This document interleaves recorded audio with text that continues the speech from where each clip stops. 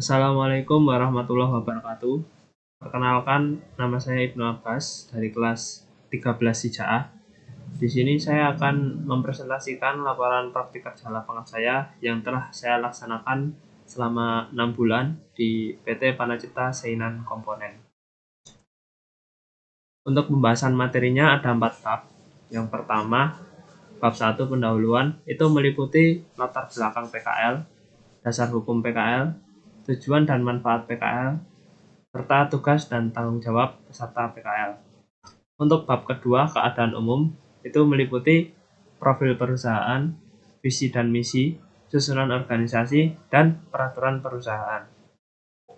Untuk bab ketiga, kegiatan PKL, itu meliputi kegiatan saya sewaktu PKL di PT Panacipta Seinan Komponen, dokumentasi, dan juga jadwal kerja. Untuk bab keempat, kesimpulan, itu meliputi kesesuaian kompetensi dan saran. Langsung saja kita masuk ke bab 1, yaitu pendahuluan.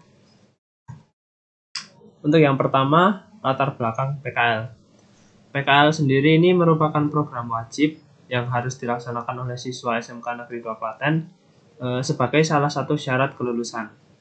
PKL ini juga dimaksudkan agar siswa dapat siap secara mental dan keterampilan dan nantinya juga siap bekerja di industri yang sesungguhnya, sehingga antar sekolah dan dunia usaha atau industri terjadi hubungan yang saling menguntungkan. Untuk dasar hukum PKL, yang pertama ada Undang-Undang Nomor 20 Tahun 2003 tentang Sistem Pendidikan Nasional. Terus ada Peraturan Menteri Tenaga Kerja Nomor 36 Tahun 2016. Selanjutnya ada Peraturan Kemendikbud Nomor 20 Tahun 2016 dan Peraturan Pemerintah Republik Indonesia Nomor 41 Tahun 2015. Selanjutnya ada tujuan dan manfaat PKL. Untuk tujuan PKL sendiri, itu yang pertama, menurut saya, itu memberikan pengalaman kerja langsung atau real kepada peserta didik. Yang kedua ada memberikan kesempatan kepada peserta didik untuk mengembangkan soft skill dan juga hard skill-nya. Yang ketiga, memenuhi hal-hal yang belum dipenuhi di sekolah agar mencapai standar kompetensi lulusan. Untuk manfaatnya PKL sendiri menurut saya yaitu yang pertama, dapat meningkatkan keterampilan siswa. Yang kedua, dapat terjalinnya hubungan kerjasama antar sekolah dan dunia industri. Yang ketiga, membentuk pola pikir siswa yang produktif. Tugas dan tanggung jawab peserta PKL. Yang pertama dan yang paling utama yaitu pastinya menjaga nama baik sekolah. Ini harus benar-benar dilaksanain karena kita PKL itu juga membawa nama baik sekolah. Terus yang kedua, menjaga dan memelihara hubungan kerjasama antar sekolah dan dunia industri tentunya. Selanjutnya yang ketiga, bersikap jujur, tanggung jawab, disiplin, dan sopan antar sesama peserta dan atau tenaga kerja. Yang keempat, mentaati peraturan dan tata tertib yang berlaku di tempat PKL. Yang kelima, menjaga dan memelihara semua fasilitas yang ada di lingkungan PKL. Lanjut bab kedua yaitu keadaan umum. Untuk pembahasan materinya ada sejarah singkat perusahaan, visi dan misi perusahaan, peraturan perusahaan, dan juga susunan organisasi. Untuk profilnya sendiri, PT Panacipta Seinan Components.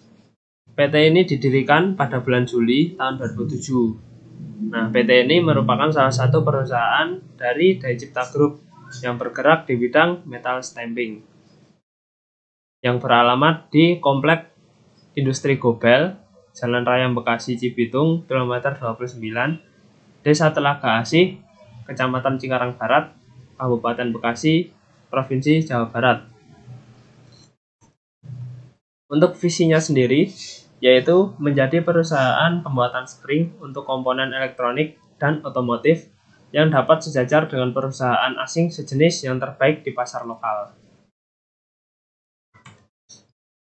Sedangkan untuk misinya, yang pertama, mampu membuat produk Spring yang bermutu tinggi dalam rangka memenuhi kepuasan pelanggan, disertai komitmen untuk selalu mengedepankan quality, cash, delivery, service dengan menerapkan sistem mutu dan lingkungan. Yang kedua, menjaga kualitas layanan dan selalu berupaya meningkatkan pelayanan untuk kepuasan pelanggan.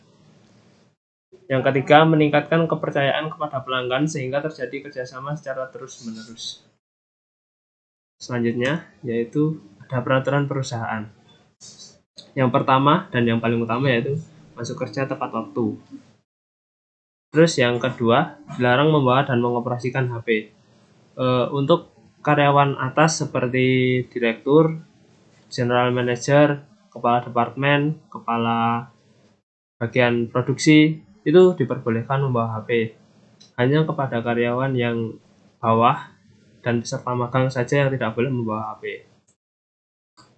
Yang ketiga, melakukan 5S sebelum melakukan pekerjaan. 5S sendiri yaitu berasal dari bahasa Jepang, yaitu Seiri, Seiton, Seiso, Seiketsu, dan Shitsuke. Seiri sendiri adalah singkirkan barang yang tidak terpakai. Seiton yaitu atur letak dan penyimpanan barang-barang. Yang ketiga, Seiso, bersihkan semua barang dan area kerja. Terus Seiketsu, semua praktek kerja harus berjalan dengan konsisten dan terstandar. Yang terakhir, Shitsuke, yaitu memelihara dan meninjau hal-hal yang telah terstandar secara berskala. Yang selanjutnya, peraturannya dilarang memiliki rambut panjang. Ini juga untuk kebaikan diri sendiri ya. Soalnya kan kita di sana melakukan sebagai operator. Operator memegang mesin dan tidak boleh berambut panjang. Yang terakhir, dilarang merokok saat melakukan pekerjaan. Untuk susunan organisasi sendiri, yang paling atas ada direktur. Direktur tugasnya yaitu sebagai pemimpin PT. Jadi sebuah PT itu dikepalai oleh seorang direktur. Direktur mempunyai bawahan yaitu general manager yang tugasnya mengkoordinir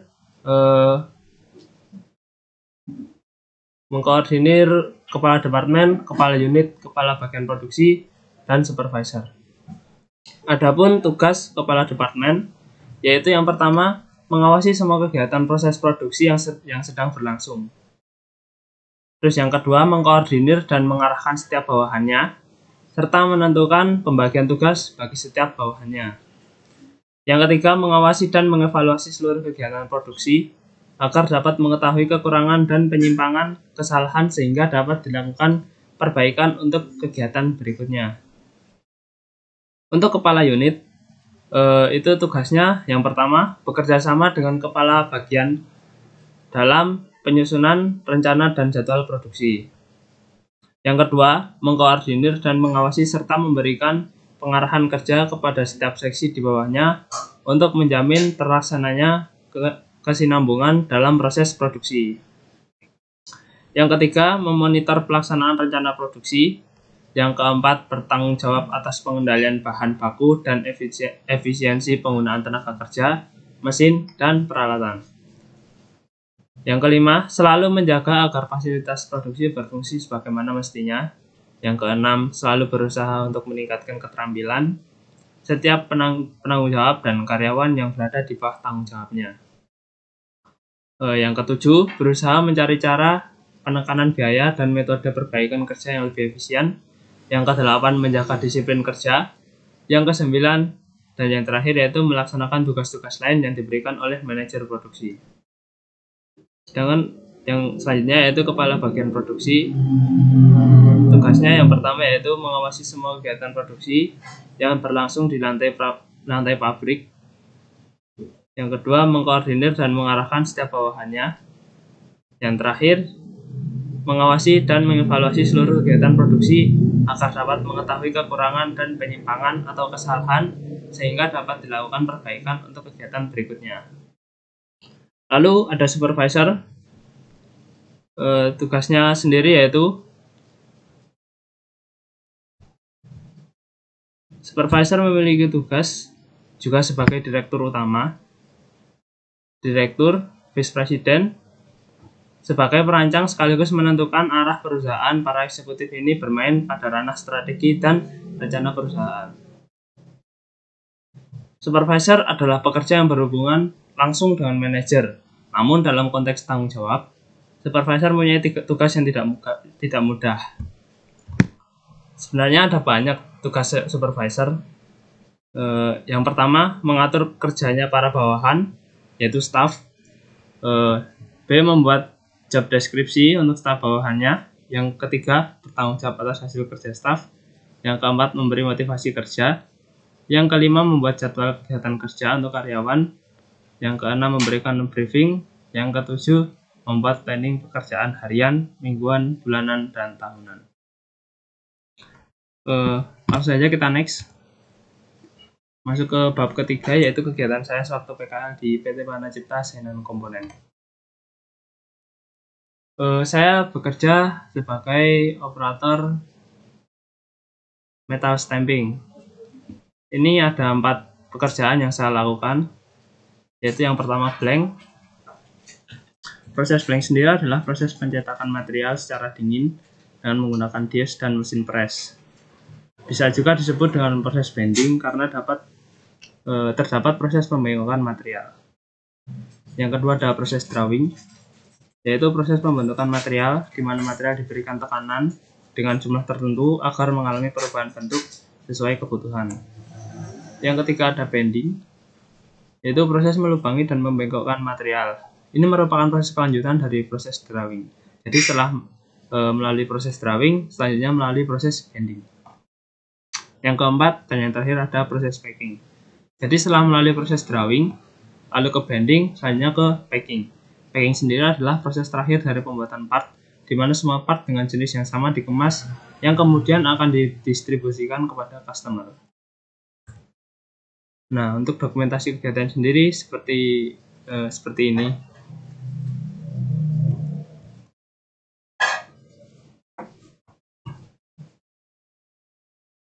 Untuk slide yang pertama ini, gambar pertama saya sedang mengoperasikan mesin.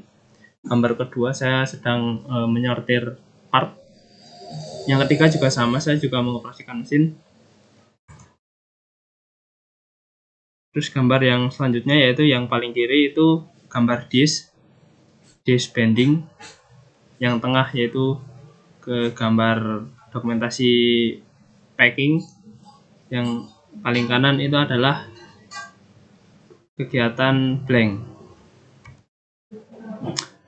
Untuk jadwal kerjanya sendiri, di PT Panacipta Asinan Komponen ada 3 shift, non-shift, shift 1, dan shift 2. Untuk jadwal kerja shift 1 dan non-shift itu sama, Senin sampai Kamis masuk jam 7, istirahat jam 11 sampai jam 12, jadi istirahatnya 1 jam, terus jam pulangnya jam 3 sore. Untuk hari Jumatnya sendiri masuk jam 7 juga sama, jam istirahat jam setengah 12 sampai jam 1 karena ada Jumatan untuk yang muslim. Terus jam pulangnya jam 3:30 atau setengah 4. Untuk hari Sabtu kita kerja setengah hari, masuk jam 7, pulang jam 12 siang, istirahat pun juga sama jam 12 siang. Untuk jadwal kerja shift 2, Senin sampai Kamis masuk jam 3 sore, istirahat jam setengah 9 sampai jam 9. Untuk jam pulangnya jam 11 malam.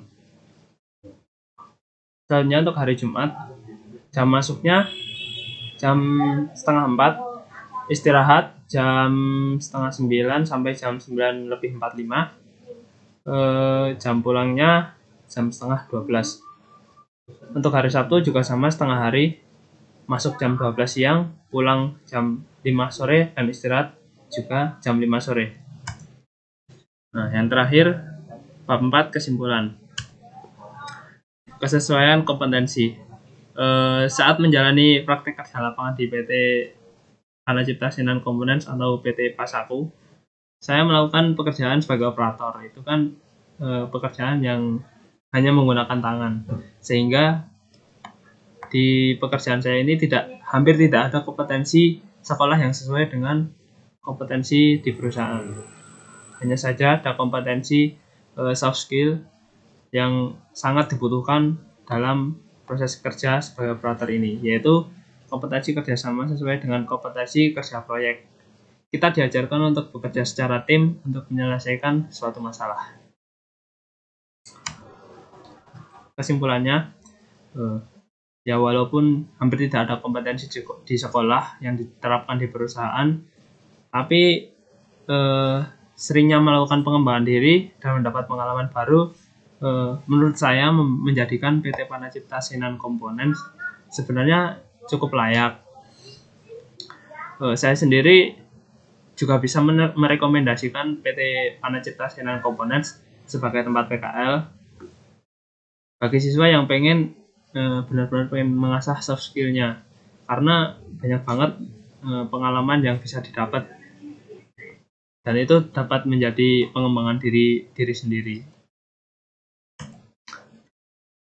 Saran buat adik kelas, yang pertama, cari tempat PKL yang cocok dengan skill, karena kalau nggak cocok dengan skill itu kan kita juga harus belajar dari awal lagi. Yang kedua, belajar tanggung jawab dan disiplin waktu. Nah, ini adalah poin yang benar-benar harus diperhatikan, karena kan di perusahaan kita beda dengan di sekolah. Yang ketiga, lebih meningkatkan keterampilan agar tidak terpacu hanya dari teori saja. Nah, di dunia industri sebenarnya benar ini, soalnya kan kita kerja, kita praktek, yang dibutuhkan adalah keterampilan kita. Yang terakhir, belajar dengan giat, karena dengan belajar kita dapat meningkatkan ilmu kita maupun keterampilan atau teori. Nah, terima kasih. Sekian dari presentasi dari saya. Mungkin masih banyak kekurangan yang terdapat di presentasi saya, baik itu kekurangan dari diri saya pribadi, cara saya berbicara maupun presentasi kali ini. Kurang lebihnya saya ucapkan mohon maaf. Terima kasih. Wassalamualaikum warahmatullahi wabarakatuh.